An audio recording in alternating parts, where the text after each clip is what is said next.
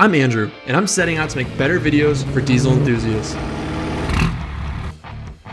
Follow along as I review products, do how-tos, and share my personal trucks here on Just Diesels. We're going to be going head-to-head with two of the most popular 90s diesel trucks.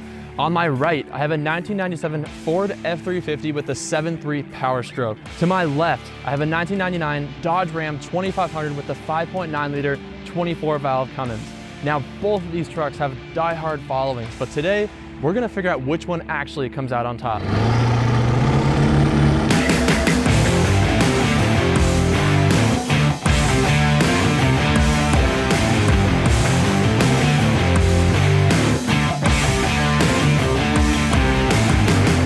Now we're gonna be breaking these trucks down. I'm gonna be comparing both of them in a bunch of different tests. First up, we're gonna be looking at interior comfort and interior build quality. Second, we're gonna be looking at suspension, ride quality, and all the stuff that has to do with handling and actually driving the truck, steering, things like that. Finally, we're also gonna be looking at the powertrain. We're gonna be talking about how these trucks actually put down power, what it's like to drive one of these, which one actually has more grunt. And finally, we're gonna be talking about longevity, durability, and which one actually has a lower cost of ownership. Now, this truck is my personal truck. The Dodge Ram is my good friend's truck. So both these I've had considerable seat time in, and we're gonna break these things down and actually figure out which truck is the best 90s diesel. Now, before we get any further with this, I wanna address something. You'll notice that if you're an astute observer, both these trucks are different years, right? We have the Powerstroke that's a 97, and we have the Cummins that is a 99. The reason why I did this is because to put them apples to apples, we have to do computer controlled diesels. So if we did a 98 Cummins, that would be either the last year of the P-pump 12 valve, and that's definitely not fair to put against the 7.3, or we do the first initial year of the 24 valve, but I had access to a 99 truck. So that's why we did this. Basically, even though they're different years, essentially they are apples to apples in terms of computer controlled diesels from the late 90s.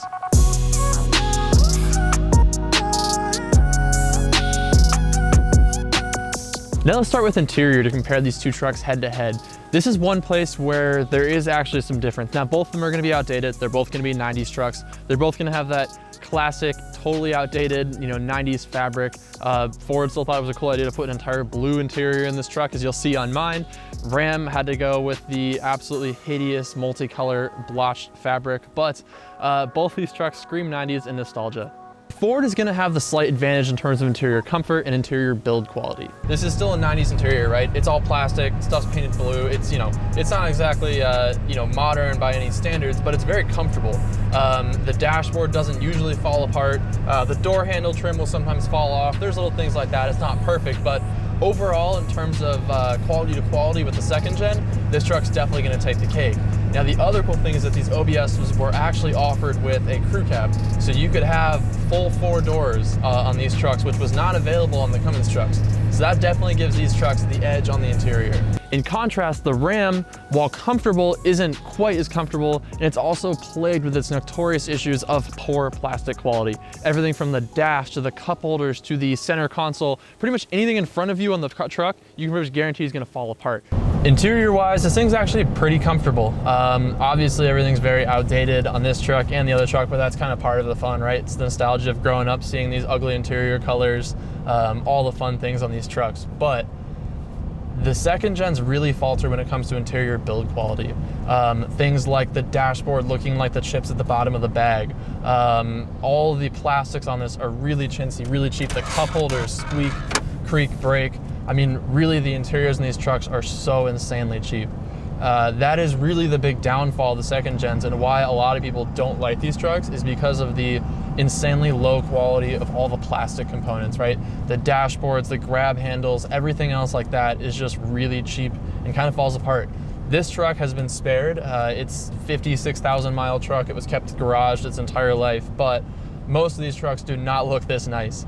So when it comes to interior build quality, both trucks are not great, but I gotta hand it to the OBS. And a lot of these trucks, since they have such high mileage, they are so reliable, you see them absolutely thrash. The dash is in a million pieces. The cup holders have long since fallen out of the dashboard. I mean, everything plastic on these trucks has just completely and totally fallen apart. Now, the OBS Fords will handily take the win in terms of interior build quality. In terms of comfort, I think they also get the win because they have the option of actually having a full 4-door crew cab. So with the 99 or early second gen trucks, what you had was like kind of a half small back seat. 98 and a half, they introduced the actual suicide back door in the rear, so that door opened to the rear, gave you a little bit easier access to the back seat, but again, it was really small. I mean, you either had to be a midget or a kid to fit in that back seat, and it was pretty much saved for just space and extra room for gear and whatever. On the 7.3s, you not only have the single cabs like mine, you have the extra cab, which is just like the Ram, right? You have that half back seat, and they also had a full 4-door crew cab. Those trucks are ridiculously roomy, very comfortable. I mean, that was really thinking ahead of the time, potentially. I mean, everyone else in the 90s was still looking at trucks as work vehicles. Ford is kind of planning ahead and saying, hey, people are using these as family vehicles, as everything else vehicles. And so they have those full-size back seats that you can fit your whole family in, go on a trip, take your boat, take your trailer, whatever. So that's a huge advantage in the Ford category. So if we're doing these head-to-head, 1 point for the Ford, definitely winning on interior comfort, quality, overall build, everything else with the interior. I think the Fords really win.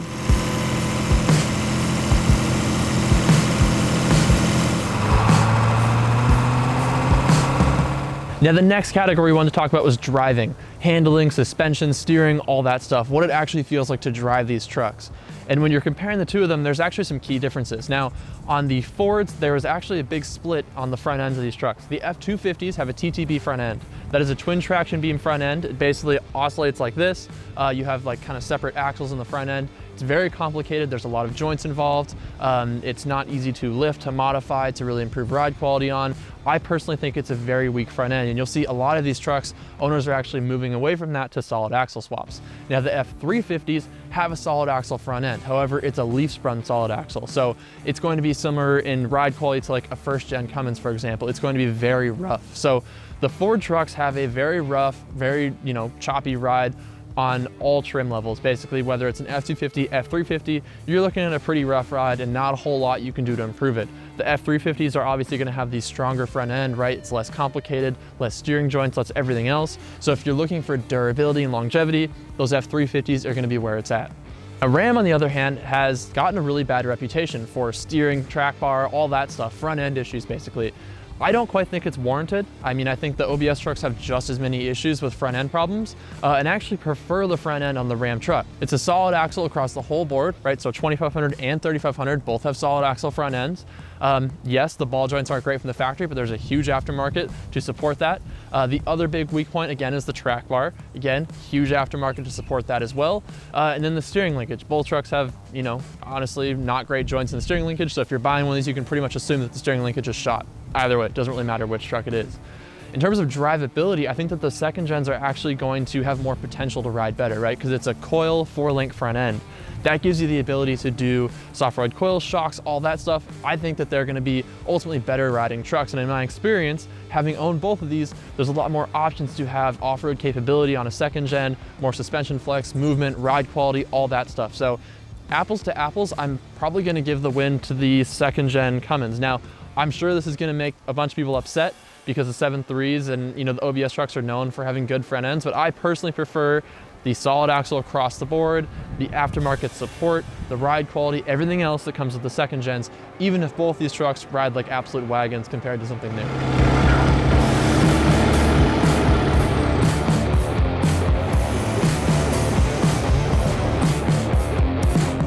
Now the fun part, let's get into power, talking about what these trucks have for powertrain, how they feel, how they drive, and actually what they put down in the real world. The 7.3 Powerstrokes came with 180 wheel horsepower or 210 flywheel horsepower.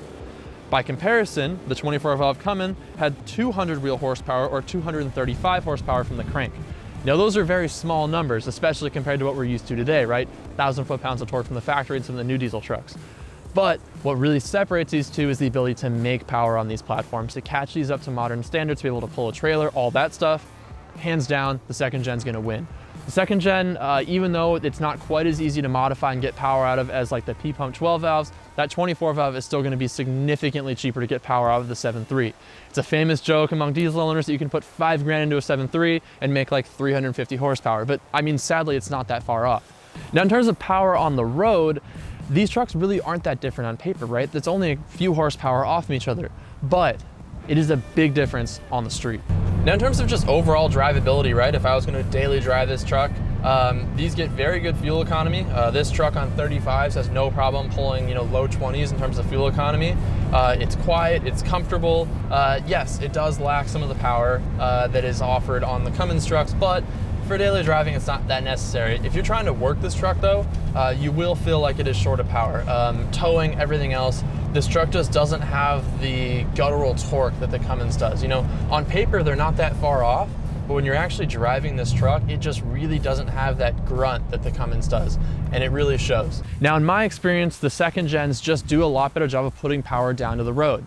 I think it's a mix of the straight six, I think it's a mix of being intercooled, the turbo, all that stuff, but I really do think that they've just put power down better. If you're looking to tow, if you're looking to haul, if you're after torque, the 12 valve Cummins and 24 valve Cummins are going to do much better than the 7.3 Powerstroke, either the IDIs or the turbo, direct injection one that we're looking at right now. These trucks have really impressive torque and honestly more power than the numbers on paper would suggest. One of the advantages of the straight six is that it is able to put down a good amount of torque, and it really has more grunt to it than the numbers would suggest. Right now we are going up a good sustained grade here. The OBS struggles on this hill. That's with a tune. And with this truck, all it has again is a tune, and it is doing just fine. Now the other thing to note is that on these trucks, the Cummins trucks, making power is a lot cheaper and a lot easier. These trucks are already intercooled, so you don't have to worry about putting in an intercooler. And in terms of making power on the truck, everything is just cheaper. Everything's easier to get to, everything's easier to work on. So if you're looking for making any kind of horsepower, any kind of torque out of the truck, the Cummins is a better platform, flat out. If you're looking for a cool truck to just tool around in empty, the OBS is a great truck. But if you're looking to tow, if you're looking to haul, if you're looking to go fast, Cummins is the only way in terms of these two, being compared. I really got to say, from driving this truck, I'm very impressed. Even with an automatic transmission, right? The automatics aren't going to put down the power like a manual does. This truck is just going up this grade right now. Like, we're doing 55 miles an hour, 1500 RPM, and this truck's just pulling like a freight train. I got to say, this is exactly why these trucks were so popular in the 90s, because compared to the competition, they really had more pulling power, more oomph in stock form, and when you modified them. So when it comes down to the power category, I think I have to give the win to the second gen. I think that they're easier to make power on. From the factory, I do think they have a little bit more kick in the pants. I think they have more torque. I think they have a little bit more drivability. And while I love the sound of the 7.3, those trucks sound amazing, the 5.9 24 valve Cummins wins in terms of putting power to the ground.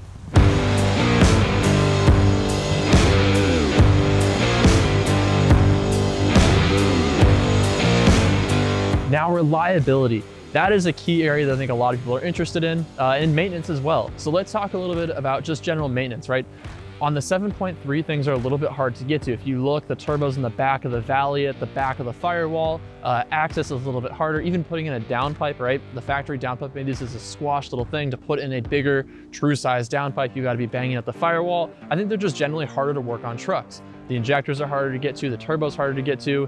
Everything about them is just a little bit harder to get to. It's not saying that they're hard to work on, right? They're still pretty easy to work on, especially compared to a new truck, but they are a little bit harder to work on. Versus the Cummins, where everything is really easily accessible. The turbo's right there, the downpipe's right there, the injector's right there.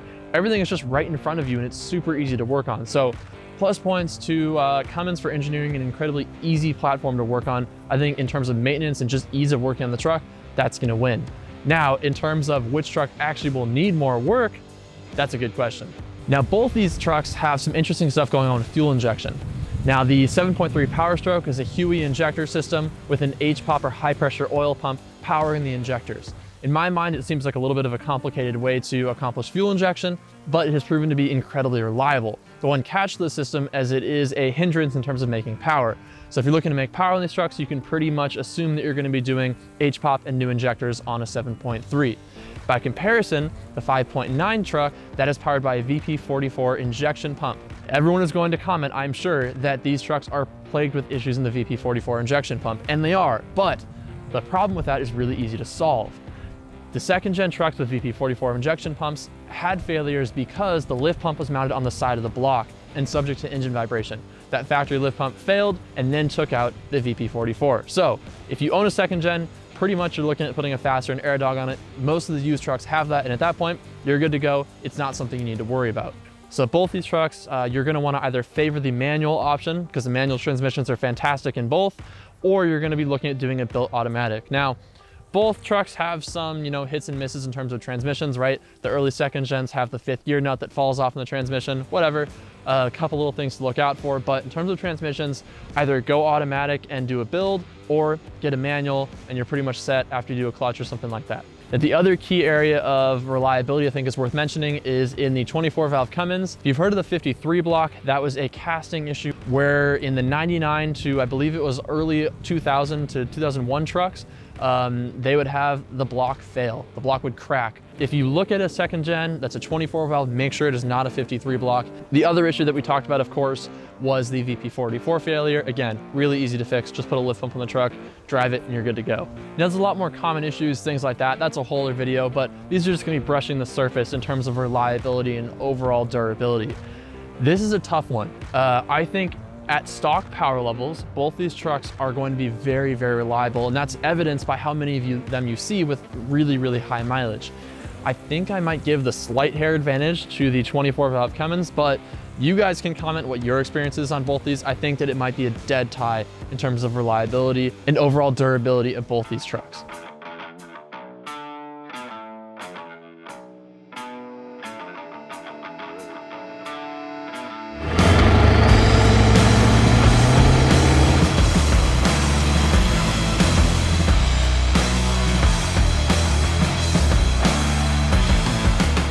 So guys, that's gonna wrap this up pretty much, but we need to declare a winner. In my personal opinion, having owned my 7.3 for a few years now, having driven my friend's 24 valve Cummins, I think I would go for the Cummins. Why? Because I personally prefer the powertrain. I personally prefer how easy it is to work on. I personally prefer the torque curve and the delivery of power on the Cummins engine. I do think that the OBS 7.3 will win in terms of interior comfort, drivability, things like that. But I really prefer the second gen platform. I think that the coil front end with the 4-link design, I think the engine, everything else just kind of puts me over in that camp. You can't deny the good looks and the amazing sound of the 7.3 OBS trucks, but if I had to pick, I think I'm gonna go second gen. Let me know what you guys think. What would you pick? What did you think out of this shootout would win, and what do you guys own? Let me know in the comments below. I'm curious what you guys think, but if I had to do a head-to-head, second gen's gonna win. Thank you guys so much. I appreciate your time watching this video, and please, if you like this video, hit subscribe. There'll be more every week.